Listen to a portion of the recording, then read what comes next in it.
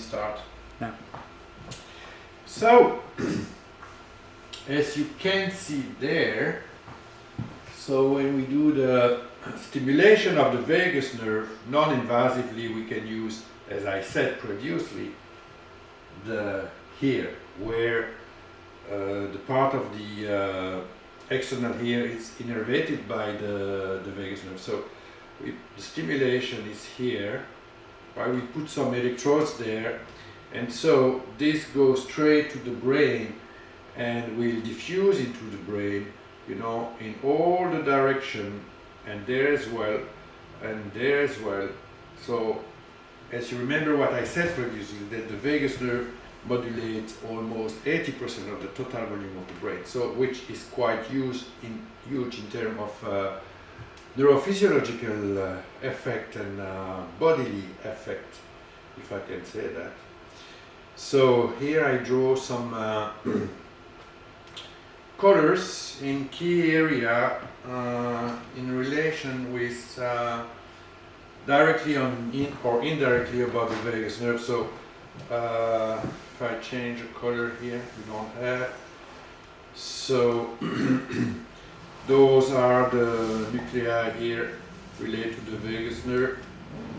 But anyway, you see the cerebellum, you see the brain there, and all those areas are under modulation of the vagus nerve directly or indirectly. And the little one here in the green, light green, is the amygdala. So this area under stress condition, chronic stress condition, that can lead to anxiety and depression will be hyperactive. And just beside it, we have the hippocampus, which is area for memory task. All right. So when you stimulate the vagus nerve, you have modulation in all those areas. Relate especially to anxiety, PTSD, depression, or mental health related disorder. So here, what you can see there, you see the amygdala, all right, here. See the amygdala, which is here. It's a patient who is under functional MRI under vagus nerve stimulation from the here, so non-invasive vagus nerve stimulation. You can see that those areas there, all mentioned here, whatever, you know, it's part of the central autonomic network, and the area modulated by the vagus nerve means that it was interesting to show a patient under a non-invasive vagus nerve stimulation under functional MRI show activation or deactivation, means, let's say, activity, because some activate, some are deactivate, but activation or deactivation of key brain area which is under modulation directly, indirectly by the vagus nerve. So show you here the effect of non-invasive vagus nerve stimulation, so through the ear, all right? But invasive stimulation with the right parameters is just exactly the same. So it's very interesting. So it means it works physiologically. So as I said previously, vagus nerve, the longest cranial nerve, you know, from connecting the brain to all your bodily systems, almost, right? It's just a highway, bi-directional highway from the body to brain, the brain to the body. And the most or key neurotransmitters involved, especially related to anxiety, are glutamate, are GABA.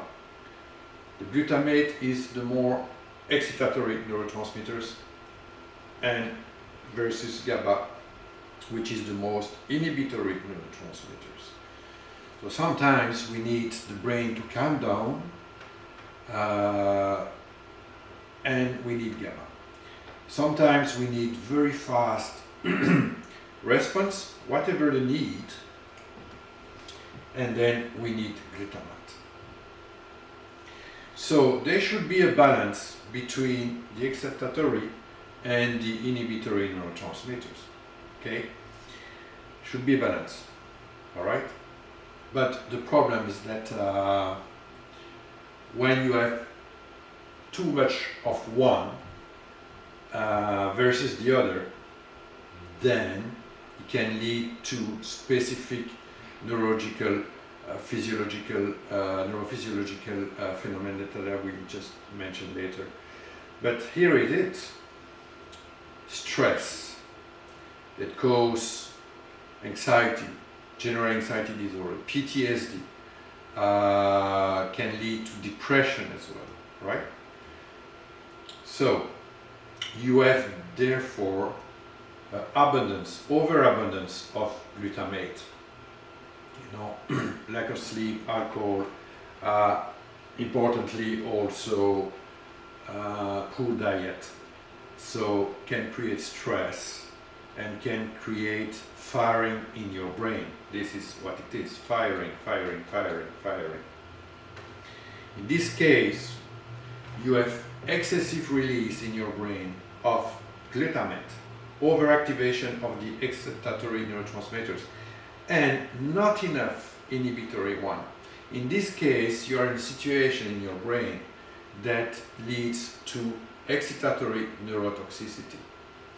And this can further damage your neurons, promote inflammatory process, and at the end, the destruction of neurons. By the way, that's what also happens when you have multiple sclerosis. So, we need to restore the balance between excitatory and inhibitory neurotransmitters. We need to restore the balance there. And the vagus nerve is it's a great solution for that, because the vagus nerve will promote the release of GABA, will try to decrease inflammation because it's immunosuppressor, and therefore can lead to also decrease the flight or fight activity, which is linked with inflammation, and can restore eventually the balance. But depending on your condition, is it acute, chronic, severe, and concomitant with other pathologies, this can take some time, obviously, because it's very complex over there. So, you see disease there, you see the flight or fight activity, so it means over-sympathetic activity. You see the inflammation here. You see the oxidative stress there. So you have oxidative stress, you have inflammation, you have flight or fight, and then you have the vagus tone down here. You see that when the vagus tone increase, so means increase, like this, increase, then oxidative stress is less, then inflammation is less, then the flight or fight or sustained overactivity of the sympathetic nervous system decrease. On the other hand, when the vagus tone decrease, that's happening naturally with aging, for instance, or in case of too much flight or fight inflammation, too much oxidative stress, then it leads with disease. You cannot escape that. And at the end, when it's too much, too high, and very low vagus tone here, very low, then eventually is death. Alright?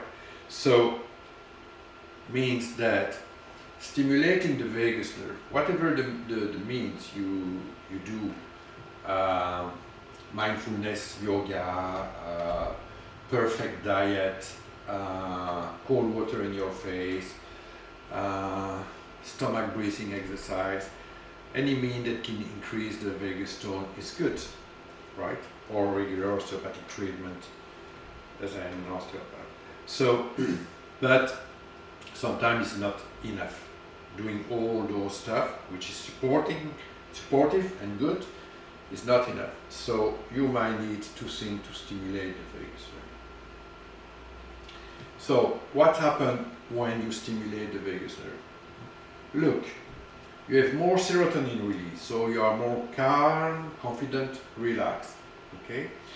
You have more noradrenaline release, so you have good energy, a relaxed energy. It's regulating also the dopamine neurotransmitters. Can lead to less addiction, right? And less depression as well. Better relationship with self and less rumination. That's what we can see in people suffering from depression, anxiety, PTSD obviously. So less stress, more relaxation. Better sleep, better memory, less headache, so less fog in your brain, less inflammation in the body because the vagus nerve is, has an immunosuppressive action, as I said. Better balance between the flight or fight sympathetic and rest and digest, which is the parasympathetic, so vagus nerve. And better heart rate variability, so which is a prognosis for good health. All right, so it's very powerful, as you can see, and a lot of beneficial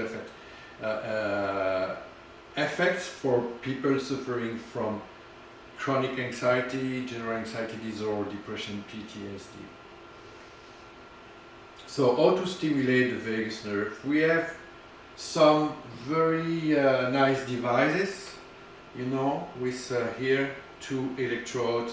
They go straight into the ear area, which is here inside, right, when this area is innervated by the vagus nerve. So by using this device, so it's not painful at all, you just feel like a vibrotactile or a fibrillation sensation in your ear, but no pain at all, because we always stimulate below the pain threshold, so it's not painful at all. And then you can stimulate your vagus nerve just like this, very easily, you know, when you sleep, when you do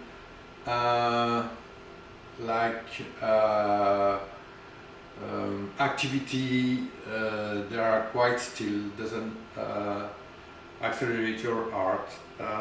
You have a coffee, you watch TV, you work on your computer, it's not stressful. Listen to a podcast, whatever, you can do the vagus nerve at home yourself.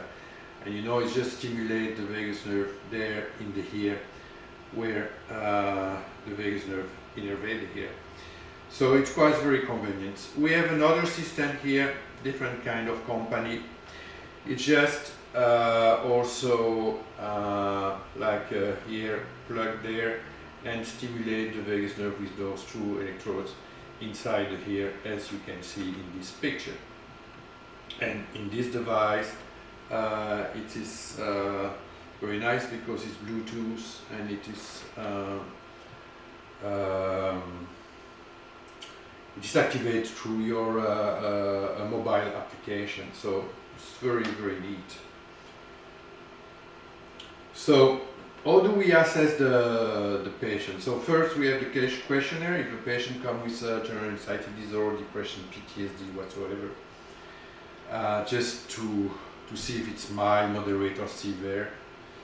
And then we do HRV analysis, so heart rate variability analysis, which is based on the 5-minute EKG record, because the heart is innervated both by the vagus nerve and the flight or fight or sympathetic nervous system, so we can assess the balance between those systems and see what is the level of your HRV, because as I said previously, high normal HRV is sign of good health, and low HRV is correlate with inflammation, correlate with cardiovascular disease, correlate with mental health disease and other disease like autoimmune, when inflammation is quite high. So we do this assessment before, so we have a baseline, and then we do it also later on when a treatment plan is prescribed to the patient. So this is an EKG, normal EKG. So HRV is non-invasive. It's an inexpensive biomarker of body homeostasis or stability, and it mirrors the state of the body and the mind. And the heart rate variability is the variability between two heart rates, as we can see here, one heart rate here, one heart rate there, another one here, and so on and so on. And it analyzes the distance between two heart rates, because the heart is not a metronome. See, if the heart is not a metronome, the distance of those heart rates are quite equivalent, and this means there is no variability, because the variability is the distance here that can increase, decrease between two heart rates, depending if your heart is decelerating or accelerating. So here we have a situation of a patient before the stimulation. We can see globally here that on the left, the green, there is the parasympathetic, so vagus tone. You see the variability, which is this value here. Normal is here, it's lower. We see that the sympathetic tone, or the stress, is quite high, and we see that the ratio, the balance between the sympathetic and the vagus in favor of the sympathetic is high, is 3.3 here, should be 1 if we have the balance. So this patient, whatever his condition, but led to overactivity of the sympathetic, so flight or fight, versus lower activity of the vagus tone, and this correlated with the heart. So then we do the vagus nerve stimulation on this patient, and you see that it's getting more close to the center in both ways. See that, so means that the power of the vagus nerve increase 46% versus 23rd, right? The sympathetic was 77% before the stimulation and goes down to 53. We are not yet on the balance, but work is in progress. So this is just physiological assessments of the balance between the vagus nerve and the sympathetic, aiming to decrease the overactivity of the sympathetic nervous system, because we know that it's correlated with disease if it's too high and lasts long. So what's the benefit? So it's holistic brain-body bioelectronic therapy, because we stimulate the nerve, then stimulate the brain. Can be done for children, 3 years old, start, pregnant women, adults, elderly people. So almost everybody. Can be curative with or without usual drug therapy treatment, or can be used complementary to other treatment, and also mindfulness, yoga, exercise. It can be preventive, so you want to keep your balance neutral, so 1, right? Okay, so let's stimulate the vagus nerve, let's keep it in a very good balance between both of them, and therefore keeping your HRV high normal, then you are protected. Then there is no reason that you will develop disease, right? So there is very poor side effect during the stimulation, so it's very safe, very well tolerated by people. No rare side effect after the stimulation. The therapeutic effect lasts with time, and there is very few contraindication about that. So, rate of improvement. Some people experience rapid improvement in the symptoms, could be quick. I had a patient suffering from chronic migraine since years, chronic migraine, and after 8 stimulation of 45 minutes, no more ever again. Could be very quick, but some other can take longer. It also depends if you're young or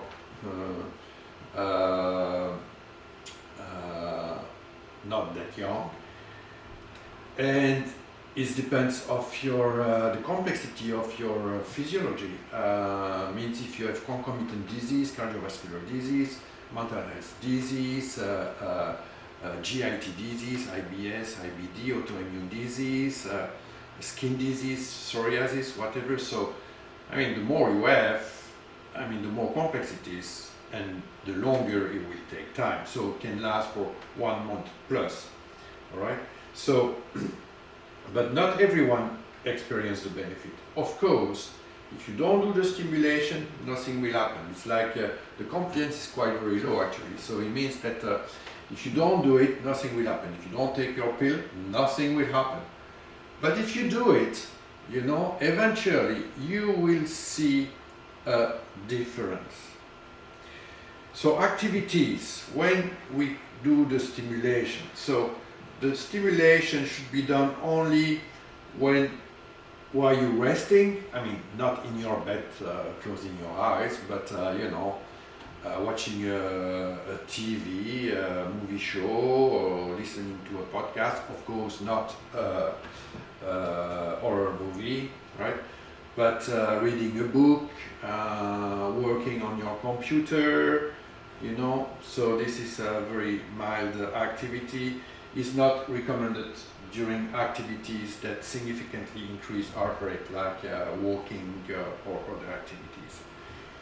So, and an important point here is neurorehabilitation, is that when we pair vagus nerve stimulation with cognitive or light physical activities, may facilitate changes to support increased capacity to perform these tasks.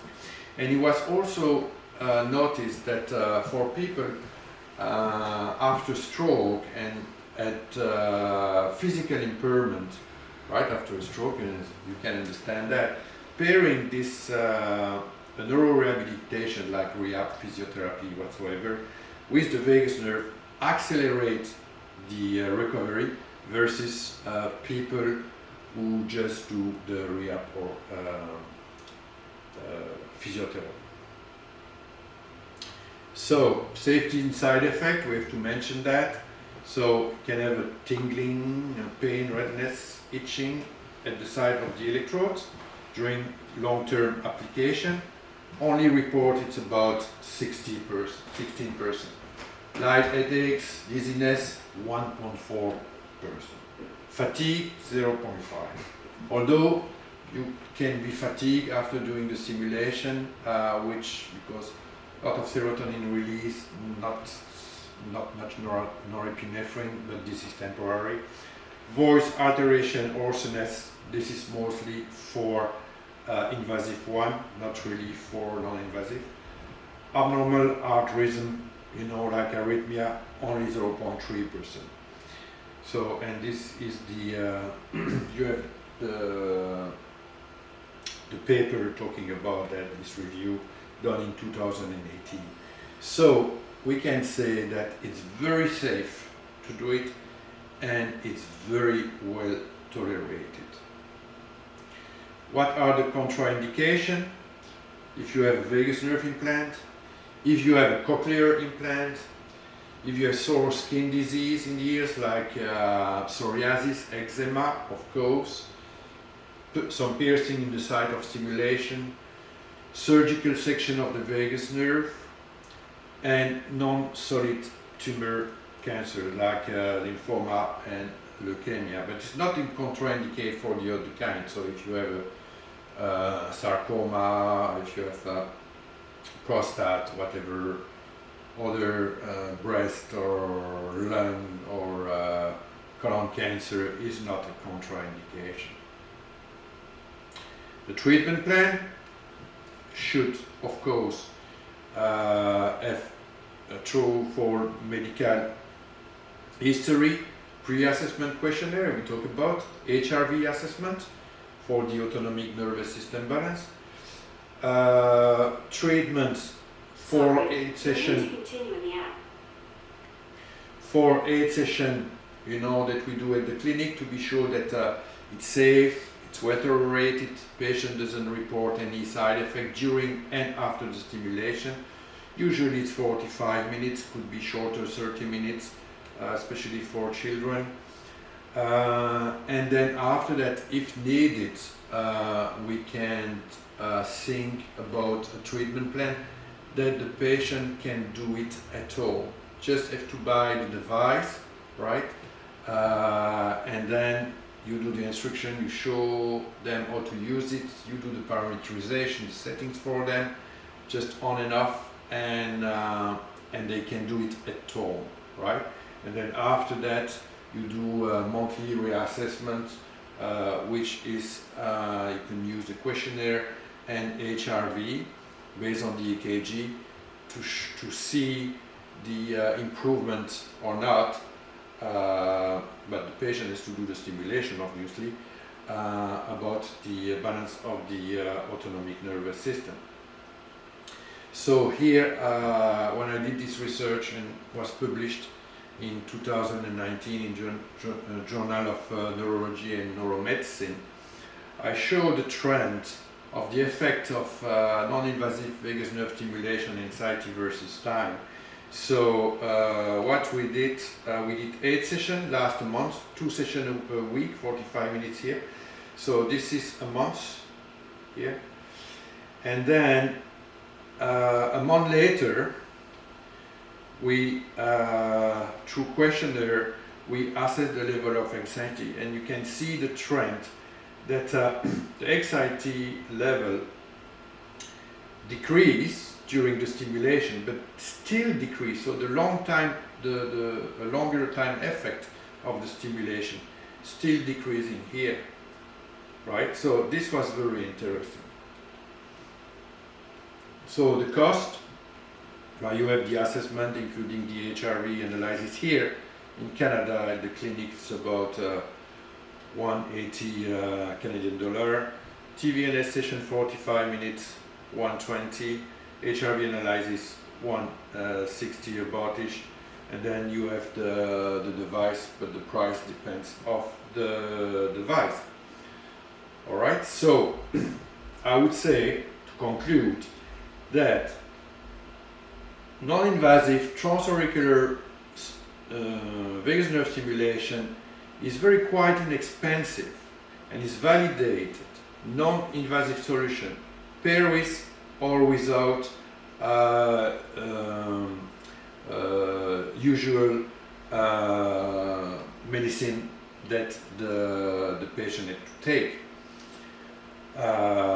And I was explaining that to a bunch of GP, and they were not interested that I talk about neurophysiology, no. They just want to understand what would be the benefit, and I just show them figures and numbers, and I show them that, and I took the example of chronic migraine. This was published, right? After a year taking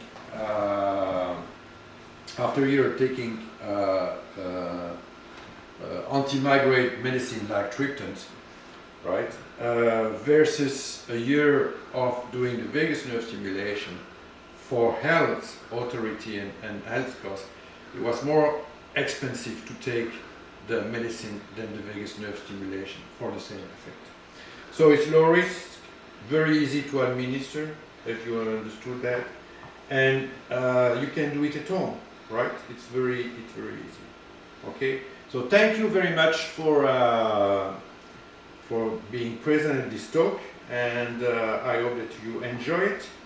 Okay, and yeah, maybe next time we can talk about another pathology.